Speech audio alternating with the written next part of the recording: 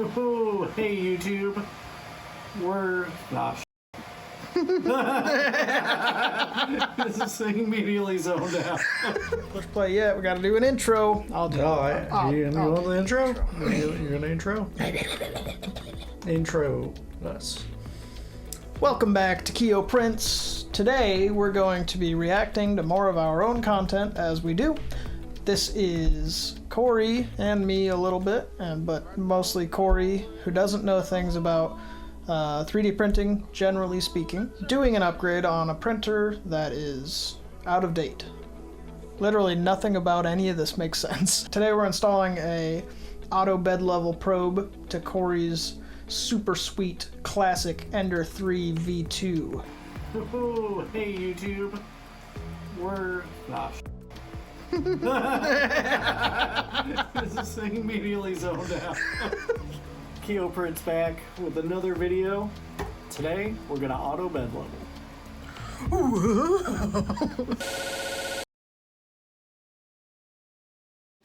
I'm gonna take out the bed springs and put these things in there. They're supposed to be like stiffer than the bed springs, so whenever you're jacking around with the bed, it doesn't like get out of level quite as easily, or that's the hope. I've never tried them before, so that's what we're gonna go for now.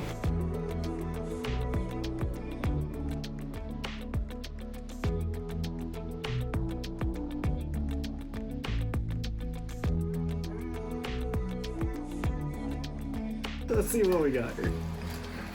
This little bad boy.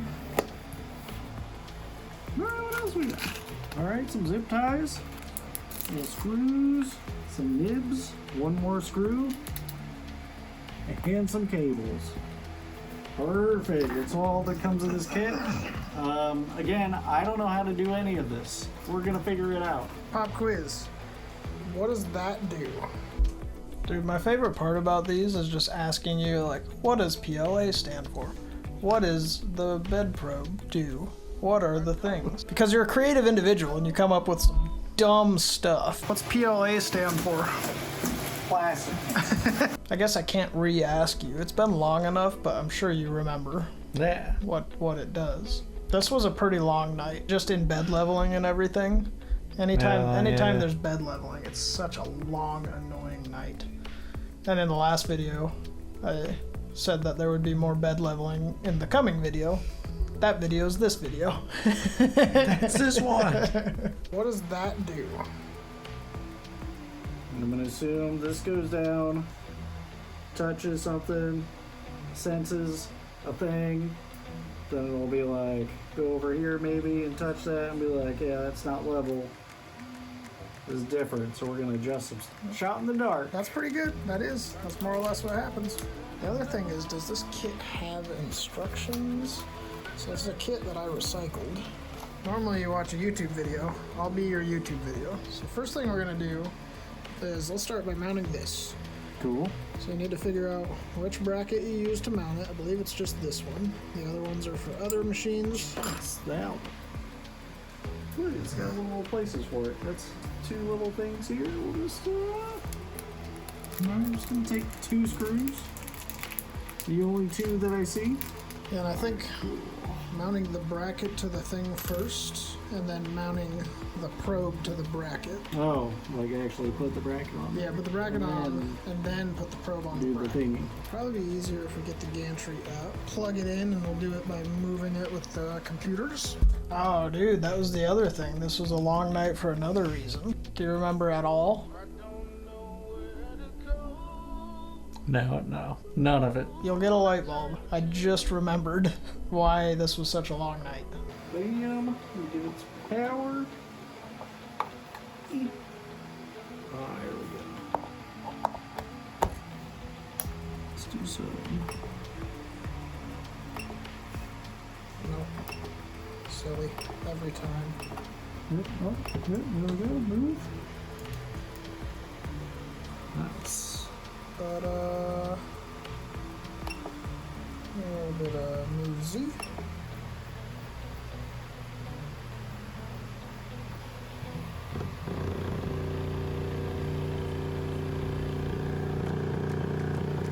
Told you It's too red to tease it. Oh, okay. Okay. See you later, buddy. Get that out of the way. All right. Whoa.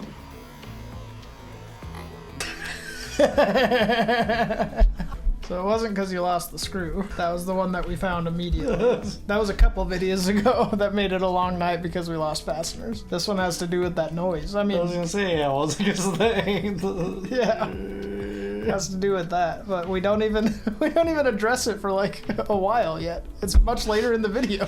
Okay. We're like, well, shut it off. we got the gantry up. We can continue on with the build, so we'll not worry. We'll just push that red flag away. That'll be future us problem. This is when we lubed it up a bunch. Yeah. That was where it kept fighting us. I'm like, why is it doing it? Why is it doing it? Try a thing, try a thing, try a thing, and then we just lubricate the Z-rod. And then it fixed it. It took so long. And then after that we had to do the bed leveling. So it was like already gonna be long because of that. I think in the dual lead screw one I should have been like, hey, make sure you clean these Z-rods and test them, put them through their full range of motion. Not us, dude. Forget it. Whoa. Yeah, dude. That was so good. It's right here. Aha! Yeah, I found it. Look at this little machine. Just doing things so fast. We're just over here messing with this antiquated garbage. And this just does everything without having to install anything. It's like, why even bother with this? It's a good question. We'll probably get into it at some point. Well, don't do that. And it's kind of fiddly to get in there. So fiddly. Oh, look at that.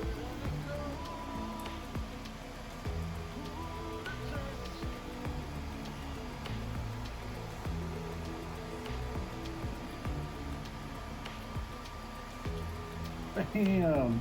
I bet that. So we got these long screw boys in there. Might clear. They seem to protrude quite a bit. They do. We're down a screw. You know, we'll figure it out. There we go. That's much smaller. I think we'll be good. Yeah, okay. So I think we're just going to take one screw. Oh, just rip a screw off of this one. The A1's been here. And before every print, it does a vibrate-y thing really fast, right, to calibrate for vibration compensation. And that rattled this on this printer all the way off. So the belt was just fully loose, and I went to print on it, and it was just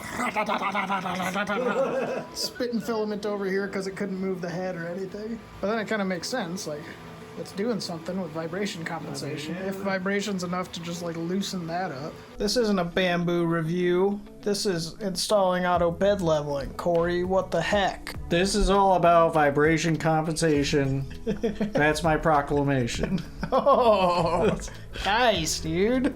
All I can think of is Schoolhouse Rock. I was gonna do a Schoolhouse Rock reference. I'm just a Bill. Ah, thank goodness. What a shot. Oh, look at that. What an angle. First try, no hands. Now is kind of the annoying part. We gotta get into the bottom of the printer, which is like, there's no good way to flip it over or lay it on a side or anything really. So I found the best way is to just kind of, it's gonna be a matter of taking off an Allen screw here and one here, and then the bottom ones. Oh, where'd that go? Oh, dude, this is the best way is to just kind of knock the thing over. Instantly loses screw. That was a point of sadness. Actually, it was more of a point of victory. In perspective of the whole night, the saddest parts of the evening were much sadder than this. I'd say normally this would be sad, but not even close to the just general sadness we had to endure this evening. But it was a point of victory. You'll see. You'll see. Normal professional type person would like hand you the camera for this. Knows how to handle. Look at this. Now. Look at that handwork too, dude. Look at that. One-handed. Oh. It's just no good way to hold this thing. Where did that other one go? Crack. We're gonna come back to that one. This one. So I'm doing this bad boy. Whoa, nice. There's so many. There's one under here. 5-pin? I'm thinking it's that one. Pretty sure it's that one. We could very easily look it up. We're not gonna. I've done this. I don't remember how to do it. Ha, I've hijacked your build video.